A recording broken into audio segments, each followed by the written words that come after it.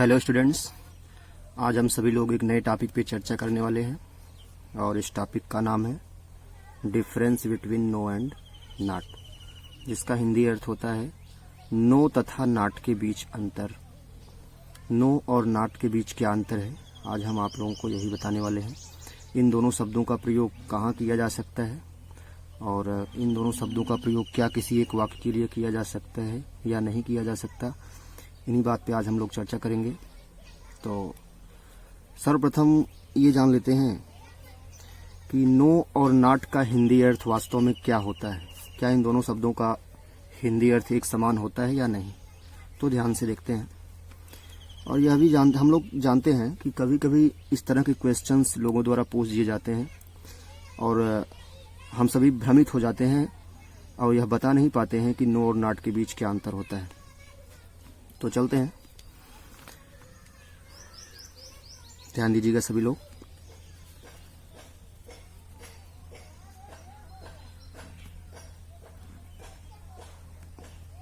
No है एक शब्द और एक शब्द है नॉट। नो का वास्तव में हिंदी अर्थ क्या होता है? नो का मतलब होता है कोई नहीं, कोई नहीं। और नॉट का हिंदी अर्थ होता है नहीं। अर्थात नो को हम क्या कहेंगे? कोई नहीं, और जबकि नॉट को क्या कहेंगे? सिर्फ नहीं। तो कोई नहीं का मतलब अगर इंग्लिश में लिखा जाए तो क्या होता है? यही होगा ना, नॉट एनी, या फिर नॉट के साथ ए। इसका मतलब यह है कि अगर किसी वाक्य में नो आया है और हम चाहते हैं कि नो को हटाकर नॉट लगाएं, तब हमारे लिए यह आवश्यक हो जाएगा कि नो को जैसे ही हटाएं और नॉट के साथ हम एनी को लिखें या फिर नॉट के साथ क्या लगाएं? ए को लगाएं, तब जाके हमारा सेंटेंस सही होगा, नहीं तो हमारा सेंटेंस गलत माना जाएगा। तो ये कॉमन डिफरेंस था इन दोनों शब्दों के बीच। अब एग्जाम्पल के द्वारा इन्हें समझते हैं कि क्या हो सकता है। चलिए एग्जाम्पल्स की तरफ बढ़ते हैं।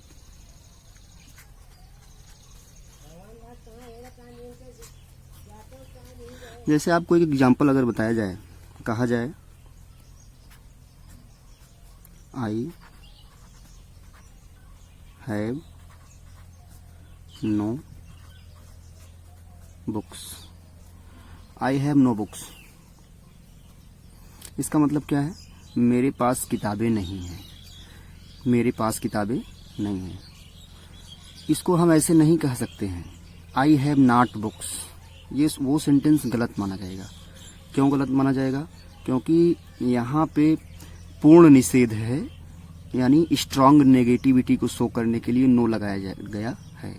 अगर हम चाहें नो को हटा के नॉट लगा सकते हैं, लेकिन उस कंडीशन में मैंने आपको समझाया था कि नॉट के साथ हमको एनी भी लगाना पड़ेगा, और अगर एनी न लगाएं तो ए जरूर लगाना पड़ेगा। कहने का मतलब नॉट के साथ एनी और ए में से कोई एक शब्द लगाना जरूर पड़ेगा। तो चलिए अब इसको हम नॉट के द्वारा बदलते हैं। अगर हम इस सेंटेंस में नॉट लगाना चाहें तो कैसे लिखेंगे? I do not have any book. I do not have any books। और आर करके हम इसको और एक तरह से लिख सकते हैं। इस वाक्य को एक तरह से और लिखा जा सकता है, I have not any books. I have not any books. दोस्तों, इस वाक्य का और इन दोनों वाक्य अर्थात इन तीनों वाक्य का एक ही मतलब होगा। सिर्फ नो और नॉट के बीच फर्क बताने के लिए मैंने आपको ये सारी एग्जाम्पल्स बताए हैं और आप लोग इन सबको ध्यान से समझ लीजिएगा। एक बार फिर से बताना चाहते हैं, नो और नो का मतलब क्या होता है? कोई नहीं। नॉट का मतलब सिर्फ नहीं होता है। नो के स्थान पे अगर नॉट लगाना चाहें हम तो क्या करना होगा? हमको नॉट के साथ हमको एनी भी लगाना पड़ेगा, और अगर एनी न लगाते हैं तो क्या लगाना पड़ेगा? फिर ए जरूर लगाना पड़ेगा। ये बात आपको ध्यान रखना चाहिए। एक दूसरा एग्जाम्पल देखते हैं इसका।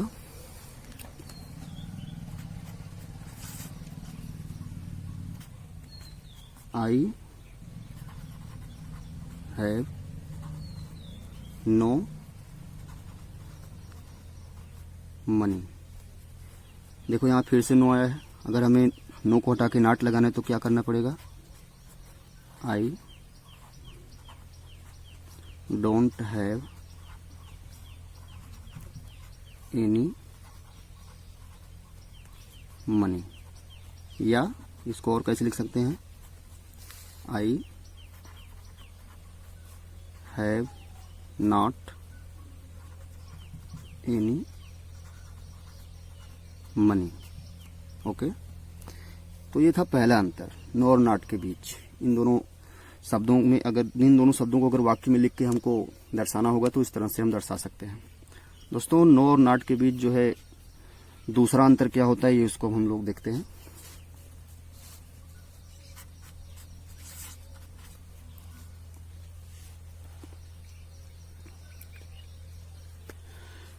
देखते हैं, अगर हमसे कोई व्यक्ति प्रश्न पूछ रहा है और हम उस व्यक्ति के प्रश्नों का उत्तर एक शब्द में देना चाहते हैं तो ऐसे स्थान पे हम नो कह सकते हैं।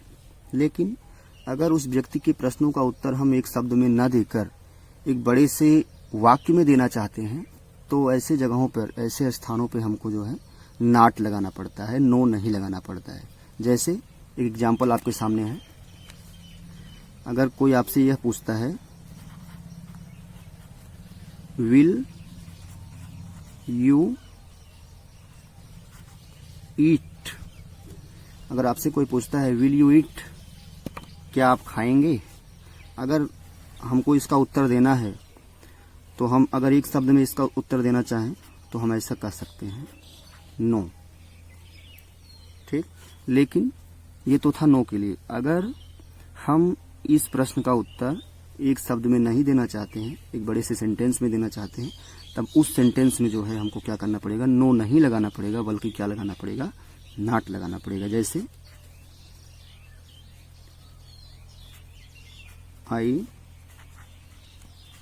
विल नॉट ईट, ये हो गया। तो जो नो और नॉट के बीच दूसरा अंतर मैं आपको समझाना चाहता हूं, उसको अगर हम सीधे तौर पे समझें, किसी भी प्रश्न का उत्तर अगर एक शब्द में हमें देना है तो ऐसे स्थान पे हम नो लगा सकते हैं।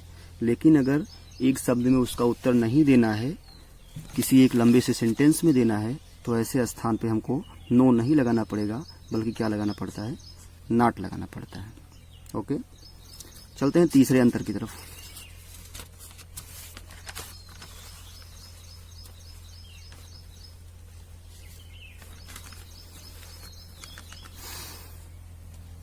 रूल नंबर 3 है।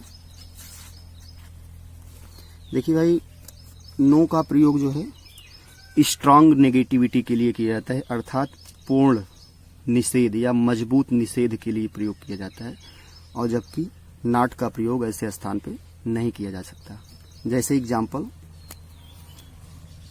आप लोग कभी कभी किसी बोर्ड पर या किसी टर्न पे या फिर हॉस्पिटल में या फिर पेट्रोल पंप पे, इन सारी जगहों पर ऐसा लिखा हुआ पाते हैं, जैसे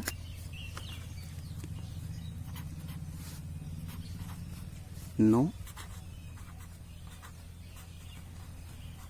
पार्किंग, या फिर ऐसे भी लिखा मिलता है नो स्मोकिंग। क्या आपने कभी इस पे गौर किया? यहाँ पे पार्किंग और स्मोकिंग के साथ नॉट क्यों नहीं आया, नो क्यों आया है? तो इसको ध्यान से देखते हैं क्यों। सबसे पहले इसका जानते हैं। नो पार्किंग का मतलब है पार्किंग निषेध है, यहाँ पे पार्किंग निषेध है। नो स्मोकिंग का मतलब यहाँ पे धूम्रपान करना मना है, अर्थात स्मोकिंग यहाँ नहीं हो सकती, किसी भी कीमत पे स्मोकिंग यहाँ पे अलाउ नहीं है। तो इन दोनों सेंटेंस का हिंदी अर्थ निकालने पे ये पता चल रहा है कि बिल्कुल स्ट्रांग नेगेटिविटी के लिए, अर्थात किसी पॉजिटिविटी की संभावना यहाँ है नहीं, किसी भी सकारात्मकता की संभावना नहीं है, किसी भी कीमत पर वह काम यहाँ पे नहीं किया जा सकता जिसके लिए अलाउ नहीं है।